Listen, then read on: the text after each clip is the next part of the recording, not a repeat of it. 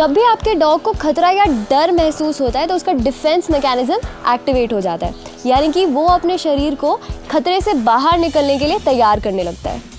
और इसलिए खतरे के समय डॉग्स अक्सर इन 3 तरीकों से पेश आते हैं। फ्लाइट यानी कि दुम दबा के दौड़ जाना, फ्रीज यानी कि एक जगह पर खड़े रहना, और फाइट तो आपको मालूम ही है। फ्लाइट से शुरू करते हैं। फ्लाइट यानी कि दुम दबा के दौड़ जाना। अक्सर डॉग्स को ये सेफेस्ट ऑप्शन लगता है। ऐसी सिचुएशन में डॉग्स दूर भाग जाते हैं और उस शख्स से डिस्टेंस बनाने की कोशिश करते हैं जिनसे उन्हें डर लग रहा है। इसका मतलब ये भी है कि उनमें कॉन्फिडेंस की कमी है।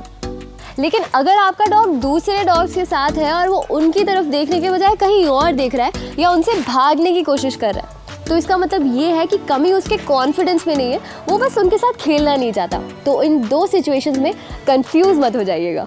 अब आते हैं फ्रीज पर।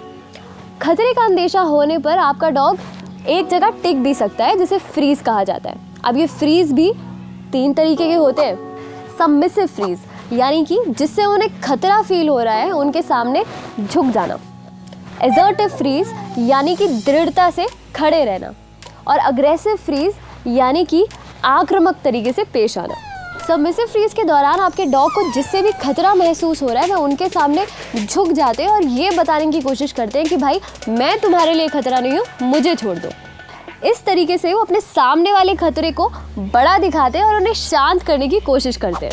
एसर्टिव फ्रीज में आपका डॉग दृढ़ता से पेश आता है। लेकिन अगर आपके डॉग में कॉन्फिडेंस की कमी है तो वो अपने खतरे के सामने भौंकेंगे तो ज़रूर, लेकिन एक दबी हुई आवाज़ में, ताकि वो अपने खतरे को ये बोले कि दोस्त थोड़ा तुम पीछे हो जाओ और थोड़ा मैं हो लेता हूँ।